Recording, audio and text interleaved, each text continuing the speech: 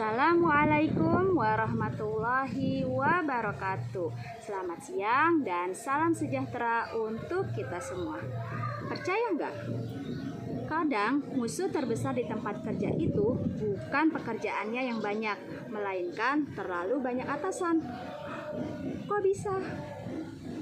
Bayangkan jika ada dua atasan yang memberikan perintah berbeda kepada kita. Atasan pertama berkata, "Selesaikan laporan ini sekarang." Namun beberapa menit kemudian atasan kedua berkata, "Tinggalkan laporan itu, bantu saya dulu." Kalau sudah seperti itu, kita harus mengikuti yang mana? Situasi seperti ini mungkin terdengar lucu.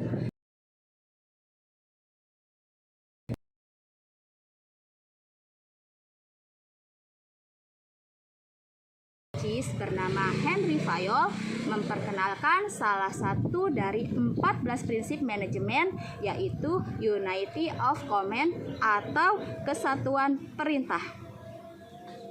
Perkenalkan, saya Murniati dengan NIM 2211120187019.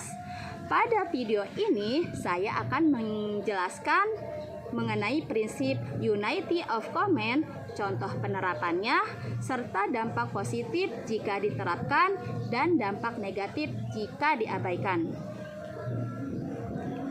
Apa sih Unity of Command itu?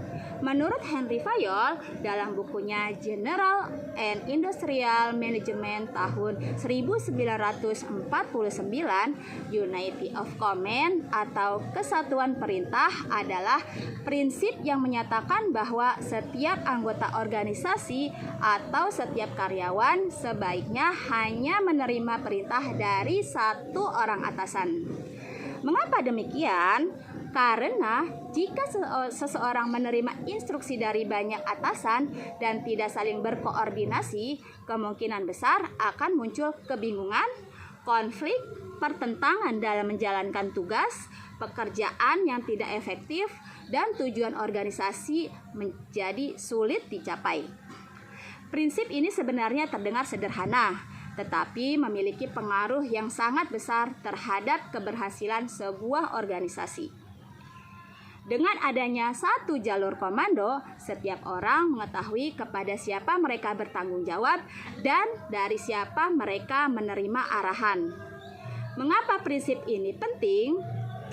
Menurut saya, prinsip ini sangat penting karena komunikasi yang jelas merupakan salah satu kunci keberhasilan organisasi. Jika jalur komunikasi jelas, maka pekerjaan dapat diselesaikan dengan lebih cepat.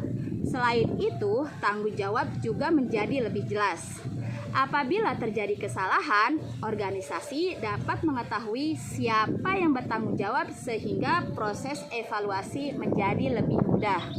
Sebaliknya, jika semua orang bebas memberi perintah kepada siapa saja, maka organisasi akan kehilangan arah. Contoh penerapan di UMKM. Sebagai contoh, mari kita lihat sebuah UMKM yang memproduksi roti. Di bagian produksi terdapat beberapa karyawan. Mereka hanya menerima instruksi dari supervisor tersebut, memberikan target untuk membuat 500 piece roti sebelum jam 3 sore. Karena semua karyawan menerima arahan dari satu atasan yang sama, pekerjaan dapat dilakukan dengan baik. Ada yang bertugas membuat adonan, ada yang memanggang roti, dan ada yang mengemas produk. Semua bekerja sesuai tugas masing-masing, sehingga target produksi dapat tercapai tepat waktu. Namun bayangkan, jika pada saat yang sama pemilik usaha datang dan langsung memerintahkan sebagian karyawan menghentikan produksi tersebut untuk membuat produk varian yang lain.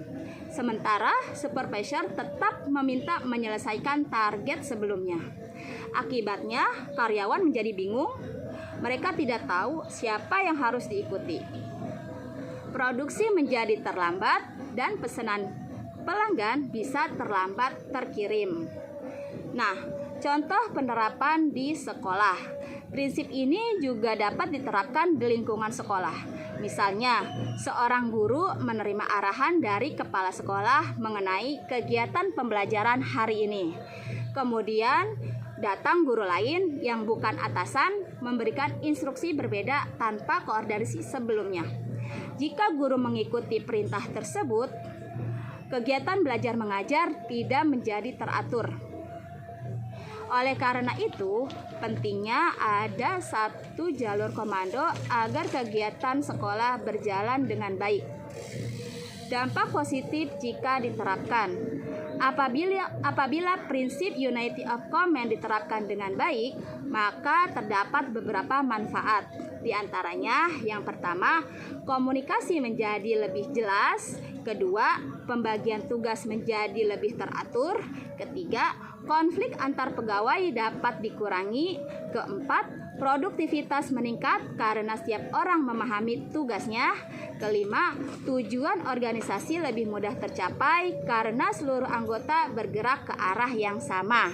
Dengan kata lain, organisasi menjadi lebih efektif dan efisien. Dampak negatif jika dilanggar. Sebaliknya, apabila prinsip ini tidak diterapkan, maka akan muncul berbagai masalah.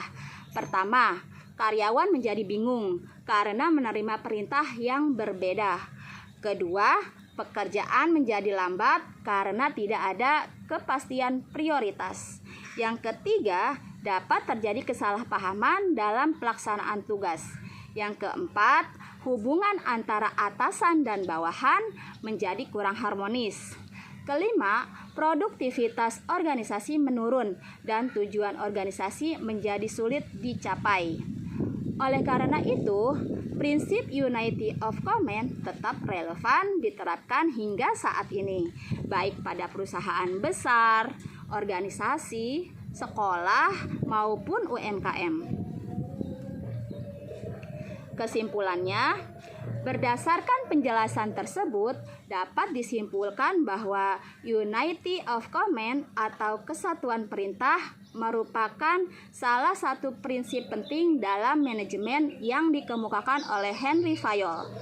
Prinsip ini menekankan bahwa setiap anggota organisasi sebaiknya hanya menerima perintah dari satu atasan.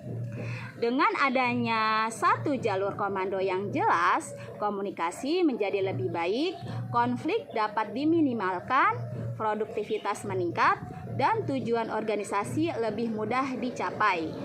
Sebaliknya, apabila prinsip ini diabaikan, organisasi akan mengalami kebingungan dalam pembagian tugasnya, muncul konflik, dan efektivitas kerja akan menurun. Semoga prinsip ini dapat menjadi pelajaran bahwa keberhasilan organisasi tidak hanya ditentukan oleh kemampuan anggotanya, tetapi juga oleh sistem komunikasi dan kepemimpinan yang jelas. Sebelum saya mengakhiri presentasi ini, izinkan saya menyampaikan satu kutipan sederhana. Organisasi yang hebat bukan karena memiliki banyak pemimpin, tetapi karena setiap orang tahu siapa yang harus diikuti. Dari pembahasan tadi, kita dapat memahami bahwa prinsip unity of command atau kesatuan perintah mengajarkan pentingnya satu jalur komando dalam sebuah organisasi dengan satu atasan dan satu perintah. Pekerjaan menjadi lebih terarah, komunikasi lebih efektif, dan tujuan organisasi lebih mudah tercapai. Sebagai penutup, izinkan saya menyampaikan sebuah pantun. Burung merpati terbang melayang, hinggap sebentar di atas pagar. Satu atasan membuat tenang, kerja pun lancar, hasilnya benar. Pagi hari minum jamu, sambil duduk membaca koran. Kalau bosnya ada satu, kerja nyaman tanpa kebingungan.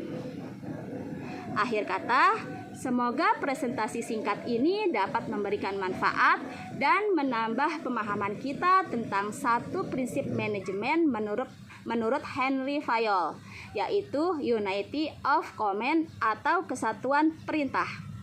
Terima kasih telah menyimak presentasi ini sampai selesai. Semoga kita diberikan kemudahan dalam belajar dan menerapkan ilmu manajemen dalam kehidupan maupun di dunia kerja. Wassalamualaikum warahmatullahi wabarakatuh.